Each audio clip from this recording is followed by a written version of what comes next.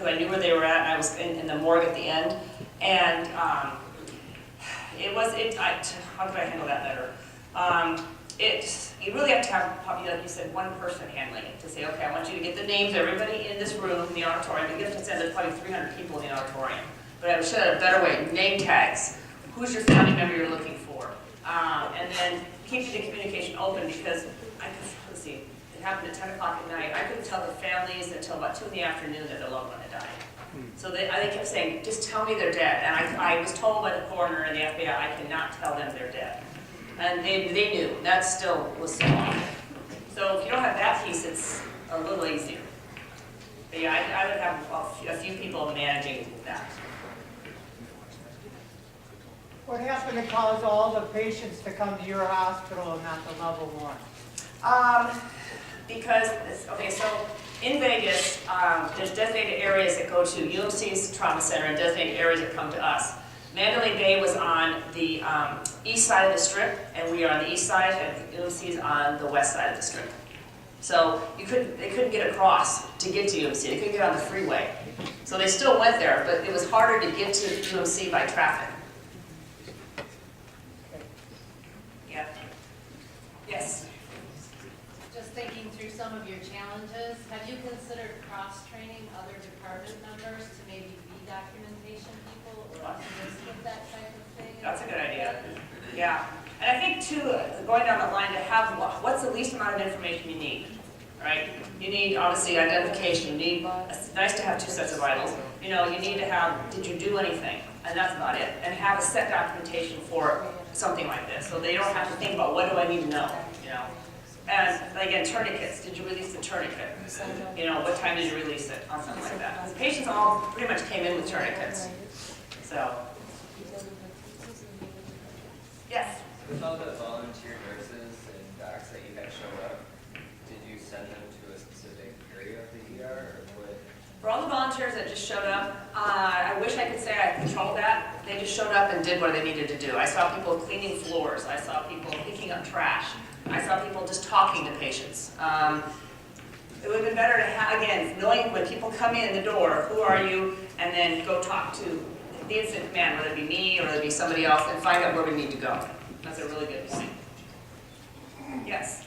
Do you feel like you were mostly winging it, or were you working on an emergency operation? By the luck of God, both. I mean, we practiced this before this, probably about 6 months before that, I actually had a surge plan. So HCA made me build 6 different surge plans based on increased volume, increased trauma activations, downtime radiology, like downtime CT, staff call-offs, I'm forgetting one. So I already had a surge plan built, so I had, the staff knew what to do. It helped having New Year's Eve, it helped having our drills, but it was honestly dumb luck. I think most of it happened. I mean, I had the right people in the right place at the right time. You know, if I hadn't had 2 SWAT physicians, this might have gone a whole different way. You know, if the management team hadn't been a lot of trauma, it might have gone a different way.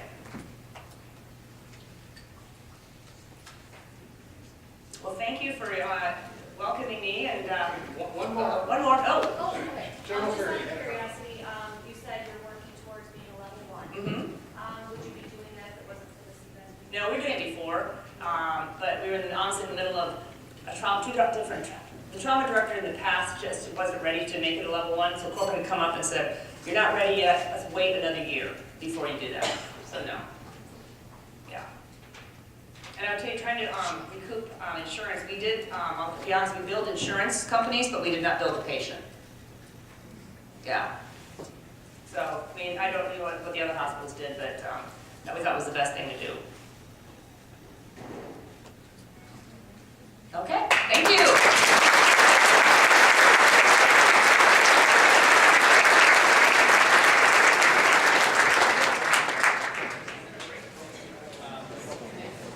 We're going to start back up in about 2 minutes, just to let everybody know.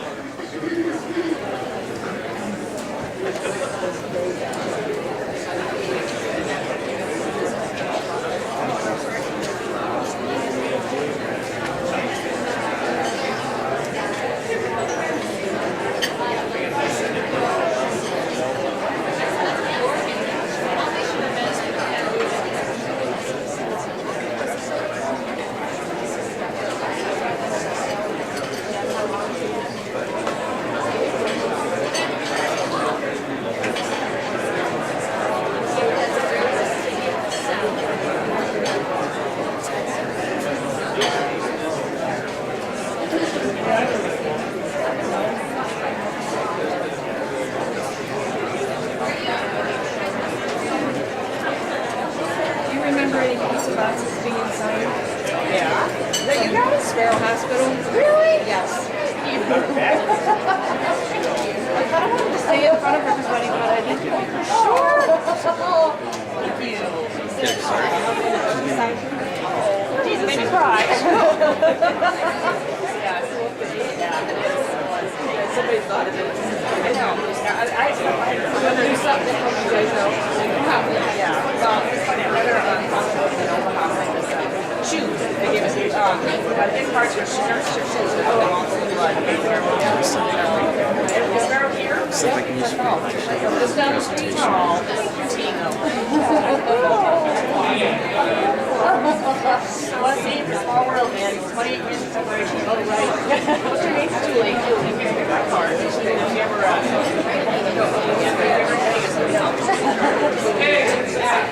Thank you. You're welcome. Yes, sir. Hi, my name's Bob Lovelace. I'd like one of your cards too, if you got one. Yes. I've actually been studying. You what? I've been studying your response for the last couple of months because we're in the process. I work And for you're St. with- Joseph's Mercy Okay. Health System. Okay. And so I'm in charge of disaster preparedness and hazmat for 5 of the hospitals. And we've done a couple of 100 patient MCI drills. Okay. And we have the largest football stadium in the country, 5 miles from our house, or Okay. 5 miles from our hospital. And so I'm very interested in one thing and why you visit. Oh, I'm good. Here, let's walk back here. Yeah, I don't. It's a reminder to myself of who I am, where I once was and where I can potentially go again. And the second reason is more for the audience, is to completely wipe out the stigma and description of drug addiction and alcoholism. Because nowadays this is what the face of addiction looks like. It's no longer the person that's homeless, that's living, on the streets of the inner city, or begging for change, or drinking out of a brown paper bag. It does not discriminate. This is what it is. I come from an organization called Families Against Narcotics. We simply shorten that to FAN. And a brief history of Families Against Narcotics is we founded our organization 11 years ago in a small town called Fraser in Macomb County. And it's in Michigan, it's all out of town. And it was a result of 2 fatal heroin overdoses that happened to 2 young men. One was 17, the other one was 19. They happened within less than a month of each other. And after that second overdose, they started seeing this influx of people becoming addicted to either prescription painkillers and or heroin. And, Fraser being a suburban community, it wasn't supposed to be happening. So what they did is they had a town hall in the small church basement across the street from the community high school. And in that basement there was parents, there was teachers, there was law enforcement, family members, everybody from the community gathered in this small little basement to figure out what the hell was going on and why this was happening. And they didn't know why, right? Because it wasn't supposed to be happening. So all that got accomplished that day was, it was everybody else's fault. It was the parents' fault for not parenting their kids good enough. It was the teacher's fault for not educating. And it was the law enforcement's fault because they weren't policing the streets good enough. But at that time, there was a small recovery community. And we said, why don't you let us go and maybe educate? Because we know what it's like. We've been there, and maybe they'll listen to us because what's going on right now with being educated is not really working. Now, I wasn't at that first fan meeting, but it's a major part of what I do today. I am a person in long-term recovery from drugs and alcohol. I'm also the director and youth coordinator, as we said. So it's a big part of what I do now. So what I'm going to do is I'm just going to tell you about myself. I'm going to tell you what happened, what it was like, and what it's like now.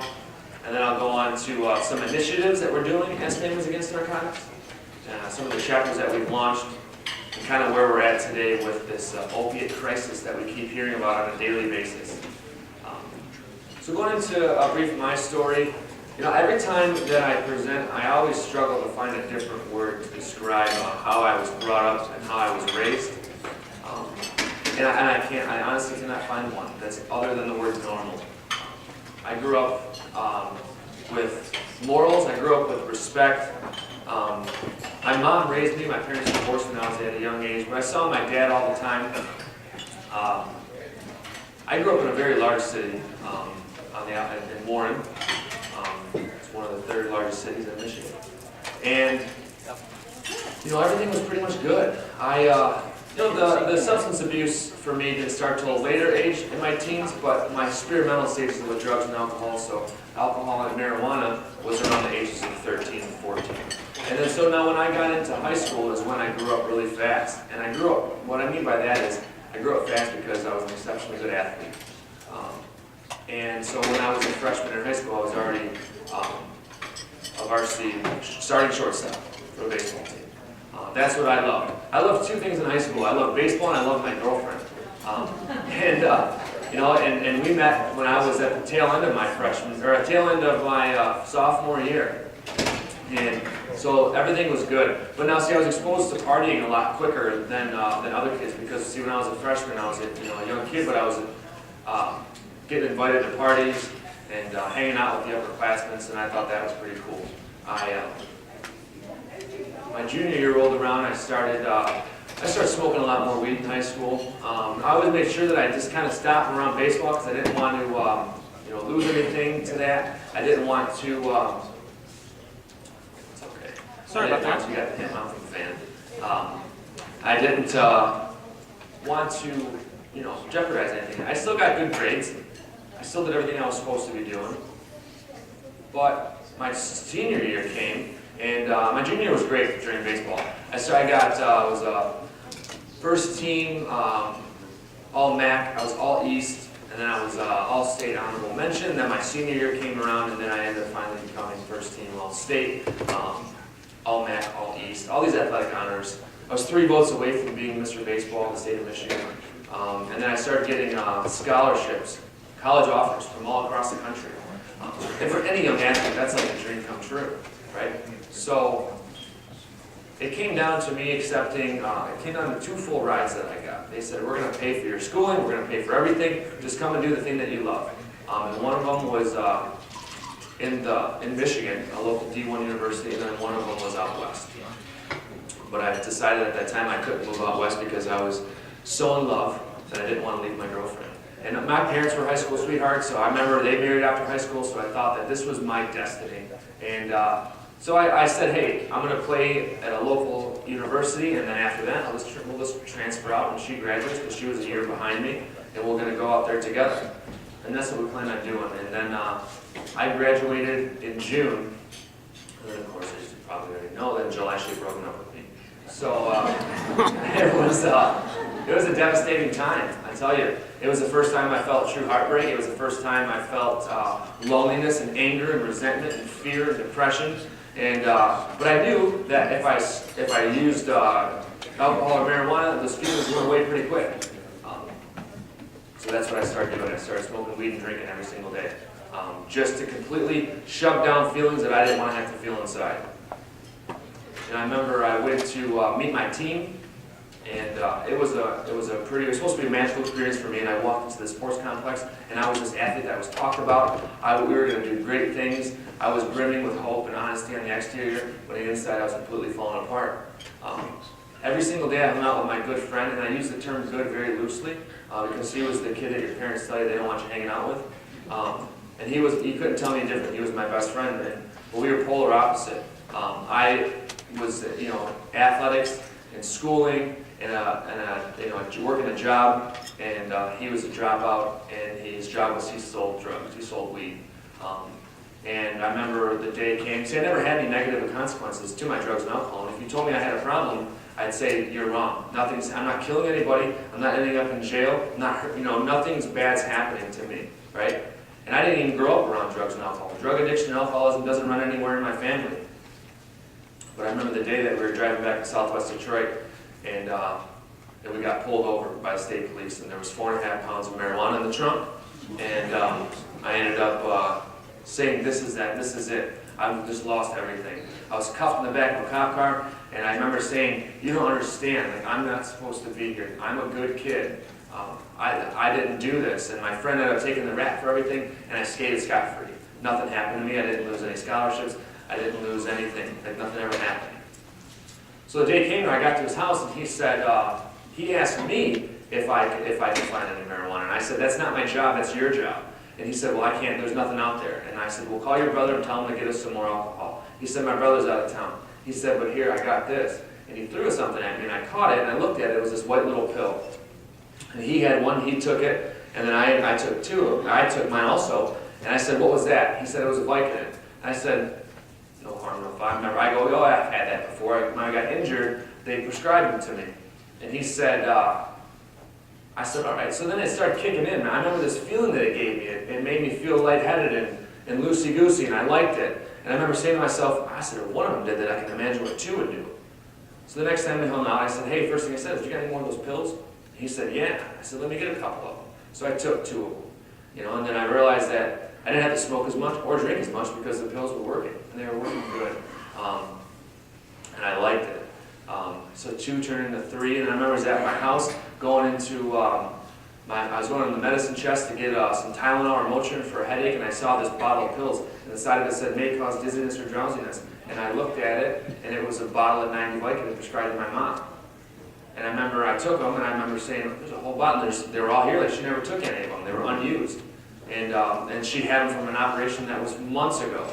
So I took half the bottle and put them in my pocket. And I said, these are going to last me a while. 3 days, they were all gone. And I became fully dependent on these prescription painkillers before I even knew it. I remember I started not caring. I stopped working out. I stopped training for baseball. I stopped, I wasn't showing up. My coaches were calling me really pissed off, saying, where are you at? Why aren't you here? I remember saying, Coach, I'm sorry, my mom's in the hospital. My dad's sick. The dog that I didn't even have ran away. All these elaborate excuses of why I was being irresponsible, and all the while it was because I was becoming addicted before I even knew it. I woke up one morning and I felt like I was getting the flu. The pouring sweat, freezing cold, achy bones, nausea, vomiting, all that good stuff. And I remember I went to the bathroom and put water on my face to kind of get myself together. And when I looked in the mirror, I noticed the white parts of my eyes were turning this weird shade of yellow. And I never realized at that time that's when I was experiencing my first withdrawal symptoms. And obviously, as we know, my eyes were turning yellow because my liver was over-toxified with all the acetaminophen that was taken, the Vicodins that I was taking. I had upwards of a 30 to 40 pill a day habit. And I remember the next day I woke up, I went to Matt's house, he had some pills already bought, so he gave me 10 of them. And I was on my way out to campus, and I took these pills, the withdrawals went away. And I get there and I walk in, and I hadn't been to school in probably about a month and a half, 2 months now. And I walked over to my team, my coach whistles me over. He said, what are you doing here?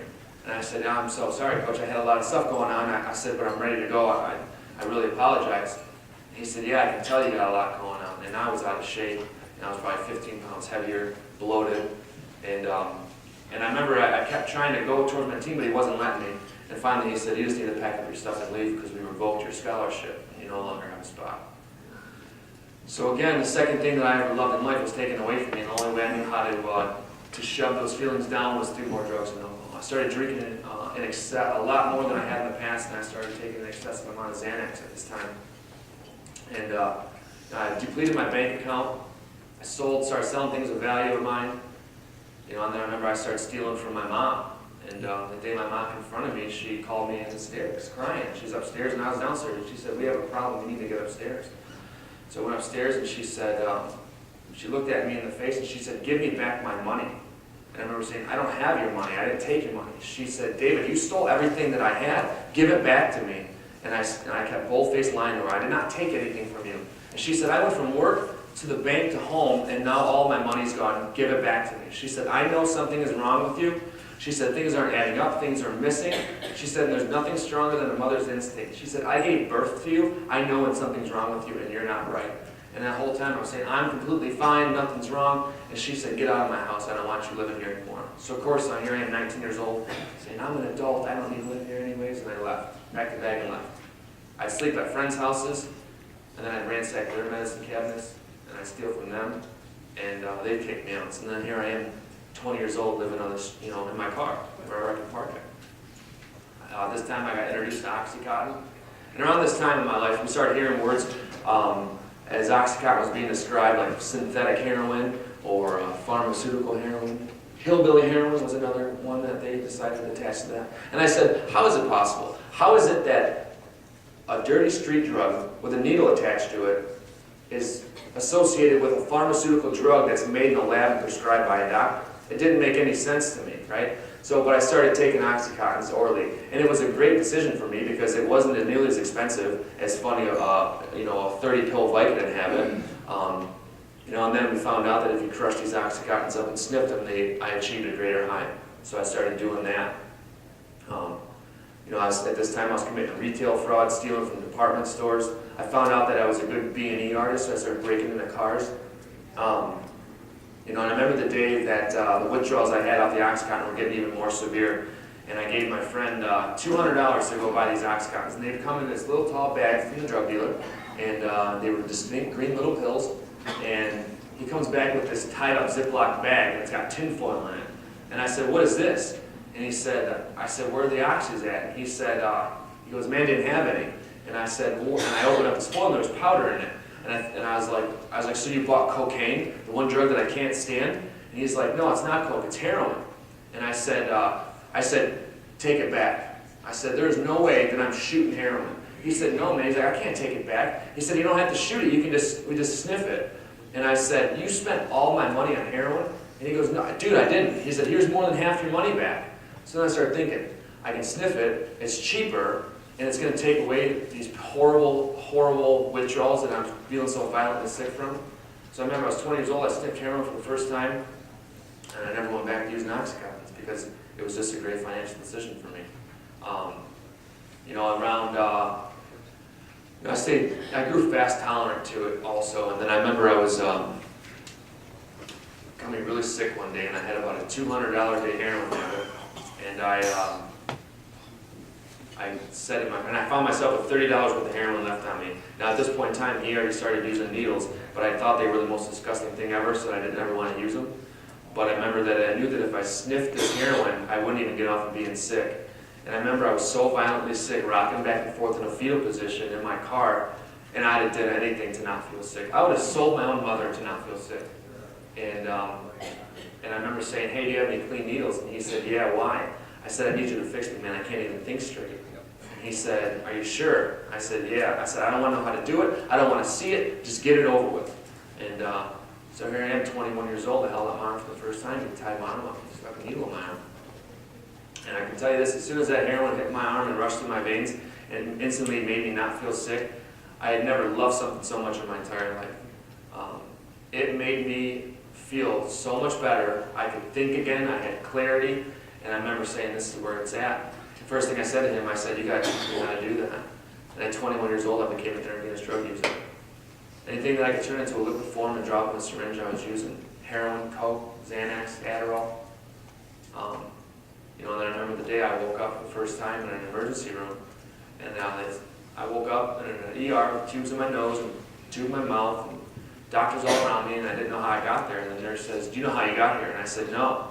She said, "Someone dropped you off outside the doors of the emergency room with a note taped to your chest, and the note said he OD'd."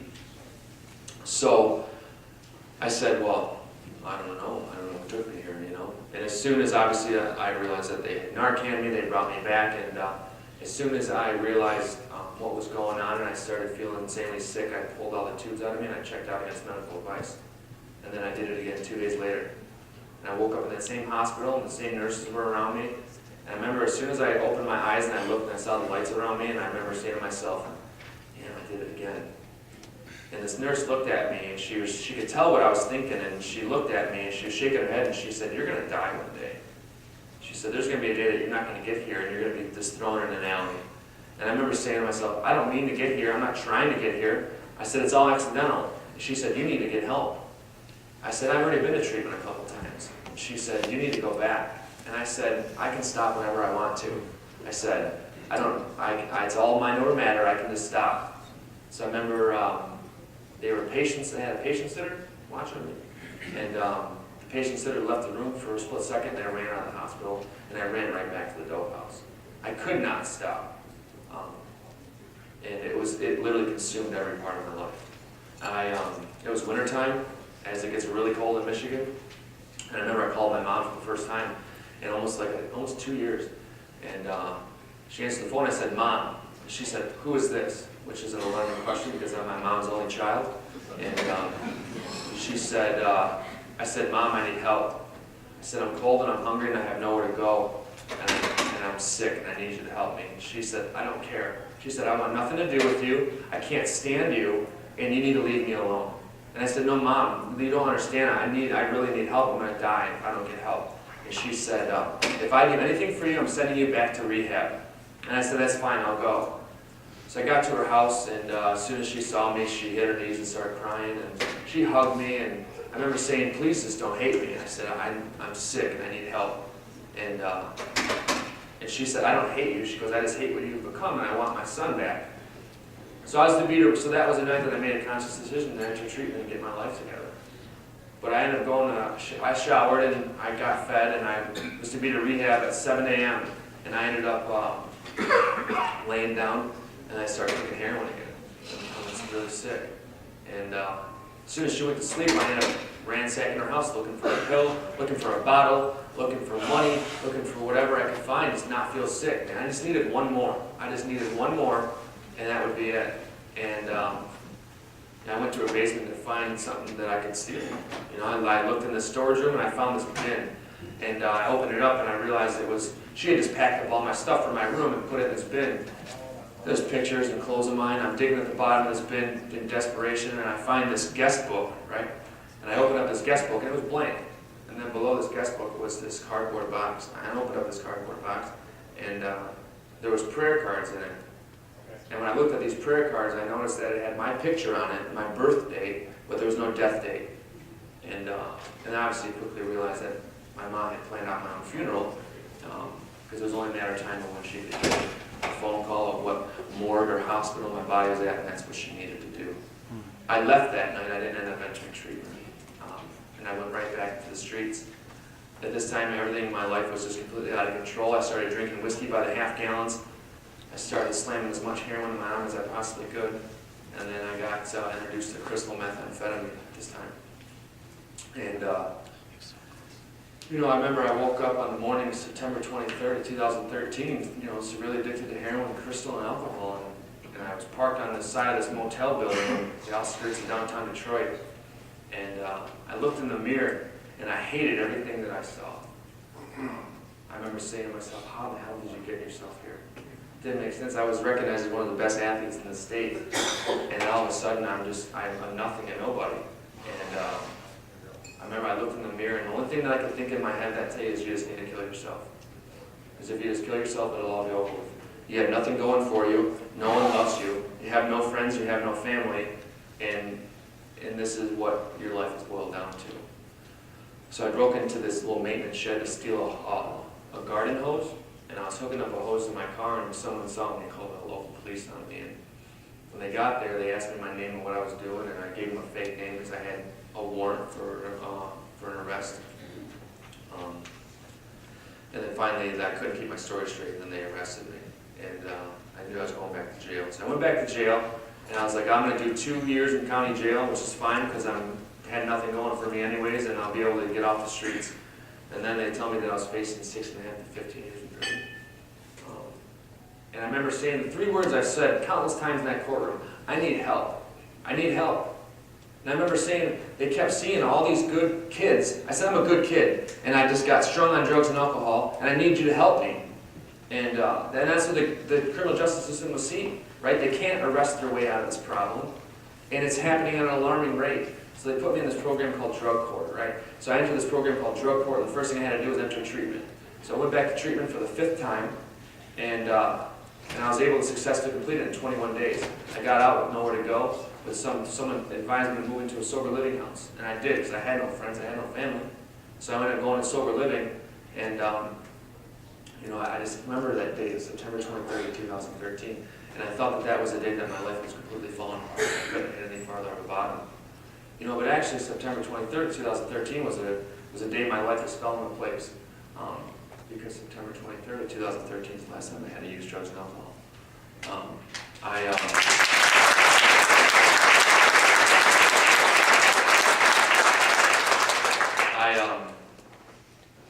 ended up turning my life around and entering this program of recovery. just been nothing short of amazing. You know, I've gotten to establish awesome relationships. I get to do a lot of awesome things, this being one of them. Like I said, I'm the director and youth coordinator for Families Against Narcotics. I get to present on all different types of platforms. And we at FAN have launched an initiative called Hope Not Handcuffs. And what that is that we started seeing people dying at an alarming rate, right? Good people. Just in 2016 alone, 64,000 people died in the United States of a drug overdose. We're losing an entire generation of people, right? So we launched this program that said that we mirrored and we said, damn it, we have to do something and we're not going to sit around and wait for someone else to do it. So we took the initiative and we started this program. And we got at first, every Macomb County police station on board that says that you can walk into any police station without the fear of arrest and say, I need help, right? I mean, that's absurd. Who in their right mind, I know me, during active addiction, you're telling me I should walk into a police station to ask for help? And we thought this was absurd, this is not going to work, we had to do something. And we got them on board with no idea what was going to happen. You know, in 33 Macomb County police stations on board. And then we got Lapeer County and Genesee County. And then we got Downriver and Troy. And we launched February 1st of 2017. And since that day, we've placed 912 people successfully in the treatment. Which is huge, because that means that 912 people were given the opportunity to clean their life, right? And I think when I stand here, it's pretty crazy, because I know that there's nurses in here, there's EMS in here, there's doctors in here. So those frequent flyer patients coming through your ER that has lower back pain or kidney stones that just wants the lottery and a script to go, that was me. The one that you were Narcanning every 3 times a week, the EMS, that was me. You know, and I think the strange dichotomy of that is that now those people that are pathetic losers and junkies and need to make room for real patients, those people are now educating you. And it's important. And I think to myself, David, what do you do when you do this? Are you saving lives? I don't know. But I think the thing for me is that it makes it important that to let everyone know that it's okay to talk about it, right? If you want to see how society reacts to people that are struggling with SUD, go on a news feed on social media and look at the comments on it. Let them die. They're pieces of shit anyways, right? You know, not to be stereotypical is how everything starts off with, you know. But what are they going to do with the money anyway? You know, this stuff like that, right? And now, you know, we have 175 people dying a day from drug overdoses. You know, and this epidemic, this crisis, whatever you want to call it, is killing more people than AIDS, the height of the AIDS epidemic in the 80s, early 90s. And that's startling, you know. It's just important that it takes a community to bind together to make a difference. And now as FAN, it started with one small church basement town hall. You know, we were just in the White House, you know, a couple months ago. We now have 21 chapters, 20 in the state of Michigan and 1 chapter out of state in North Carolina. Unfortunately, as we grow, it's because the problem keeps growing, right? We hold Narcan trainings before our monthly forums. We're doing everything that we can to try to make a difference and change. You know, the prescribing habits of different opioids, the pain. I mean, it's just, you know, it's ridiculous of what's being prescribed and how it's being prescribed. And you know, I kind of look at it from me and my perspective. It's like, you know, what can I do to make a difference? You know, and I'm at high schools on a regular basis, and I'll ask these kids, tell me what drug addiction and alcoholism looks like. And I'm looking for the word normal, right? But they don't ever say that. They say the descriptive words. And then I hear kids say, like, it looks like my mom and my dad, you know, or my brother and my sister.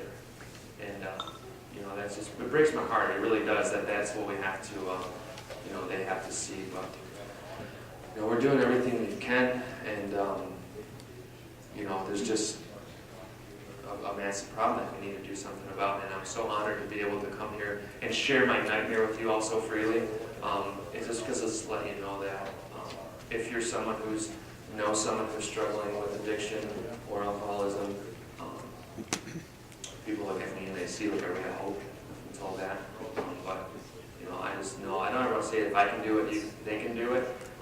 But there is help. There is resources out there, and the first key is to not be silent about it and not feel ashamed, because you know it can happen to anybody. So thank you for being here and thanks for letting me share.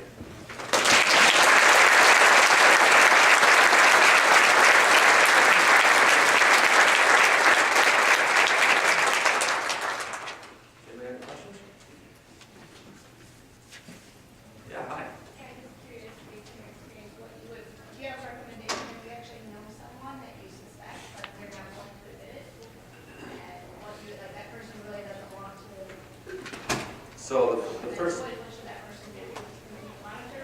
right. Well, I mean, there's a lot of different things of what you can and cannot, what shouldn't do. Just as suggestions. You know, there's you can never love somebody out of an addiction. You know, I've seen addiction tear families apart, and it all comes down to that person has to want to get help for themselves. You know, you can educate yourself on what's going on and know that, and find different resources, different support. But when it boils down to it, that individual, I mean, that's like if I were to say to you, I think you drink too much coffee. And you're like, no, I don't. I'm like, well, I see you drink a lot of coffee every single day. I think it's becoming a problem. And the first thing we do is we throw up a wall and say, no, I'm not. It's not happening. It's not happening to me. But then when that problem, it keeps growing, it's just know that getting the resources, the education, and knowing when to love somebody from a distance. Yes, sir. How's your relationship with your mom? Well, my mom loves me again. Yeah. When I first started with fan, I was like, Mom, you have to come to these fan meetings, and they're amazing. And you know, my mom had the same pride issue that a lot of times have. You know, I can't let anybody know. You know, I can't let people see. You know, my mom was a pretty relevant figure in the township that we grew up in. She said, I can't let people know. And I remember saying, like, no, Mom, it's happening everywhere. You know, and then now she's like trying to get out of work to come to East Lansing to see me. She couldn't get here. I'm like, Mom, just leave me alone. No, yeah, but she kind of does what I do on a different scale. She'll help out family members. You know, she's really involved with Hope Not Handcuffs and fans, so all volunteer basis. You know, when we dispatch these individuals that go into a police station, we dispatch an angel, they're called. They're a volunteer, you know, citizen that has gone through a training and kind of goes through all the forms and the intake forms and the HIPAA forms and all that, so they can kind of know how to do it. So yeah, she's my biggest fan, and I can, you know, she just, you know, she did what she needed to do, and I love her every day for it, and I'm glad that I'm able to have a relationship with her today. Yes, ma'am.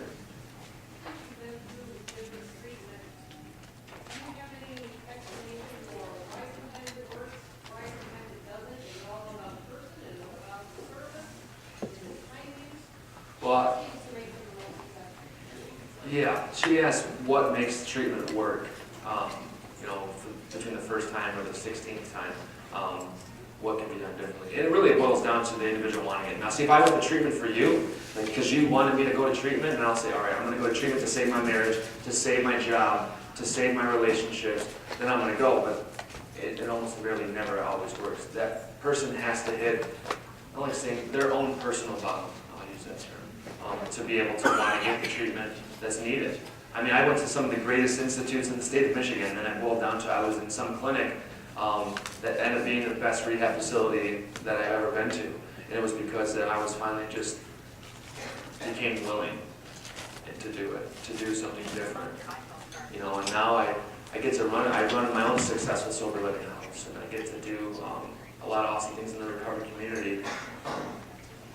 You know, and attending 12-step meetings on a regular basis for me, that's what keeps me sober, and doing stuff. Yes. So when you were first starting, you were younger, you were doing baseball, going to parties, making choices about what you were doing at those parties. What did you need at that time to make better choices, to not get you going on that? What did I need at that time to help me make better choices from the time when I was a kid? You know, it's a good question. I think now it's like the main thing is education. Now, see, it's not that I didn't have education, because I had the DARE program. I had Nancy Reagan. Right? Proven to be a statistical failure, right? That's what it was. I didn't have Families Against Narcotics or organizations, or you know, I have a short drug segment that I most likely was, high when I was studying it, learning about inhalants and PCP, and that stuff isn't happening. It's not that it's not happening, but I tell health teachers when I go into schools that, well, I say, what's your health curriculum? Well, it's about a week, and we touch on this, this, and this. Like, you need to have a whole, like, now they're going to pass a law in Michigan that you have to have either someone like myself come in and speak, or a whole segment on just the opiate epidemic, the opiate crisis.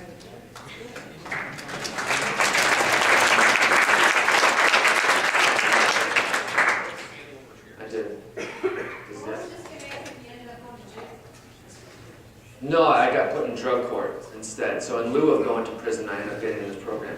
So that was like, drug court's a really extensive probation where you have to, move in a, I didn't have to move in a sober league, but I did. You have to go to court once a week. You go through different phases of court, random drug testing, intensive outpatient, IOP, IUP, just a bunch of different stuff. And it was just a structured program that helps you kind of maintain sobriety.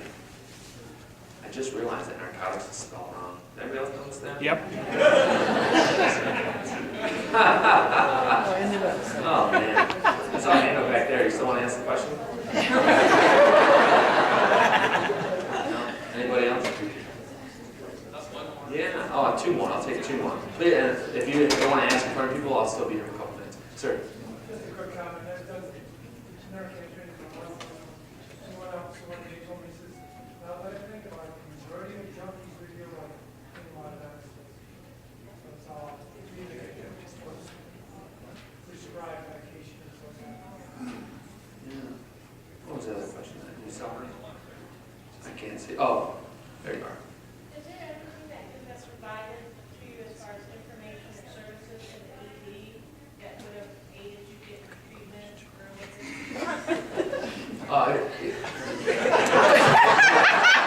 No family photo. Stand up, take it back. She asked if there's anything that could have been provided for me in the ED that would have helped me get sober. Quite possible. Letting me know that there's a program like Hope and Handcuffs available that was in my area. That might have been beneficial. Now we are partnering with, you're seeing a lot of peer recovery coaches, seeing a lot of social work dealing with peer recovery. We're having the ER nurses certified in Angel training to say, like, here we have our main hospitals in the Tri-County area, which I know my Tri-County is different than your Tri-County. Ours is Macomb, Oakland, Wayne. That we have angels on staff in the ER to kind of just give them resources. Like, here, when you go, here's this flyer. Look at this. Because obviously, your ER nurses and nurses know that when you Narcan someone, you're not looked at as a lifesaver. You're looked at someone who just stole their hide. But there's just giving somebody a resource and just showing maybe a little bit different of compassion and knowing that someone suffers from the disease of addiction. So, thank you.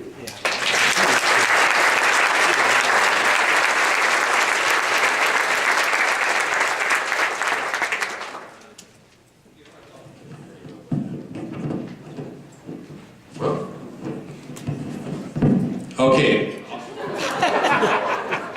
Not quite the voice. I was going to delay a few more minutes, see if we get any more interesting pictures.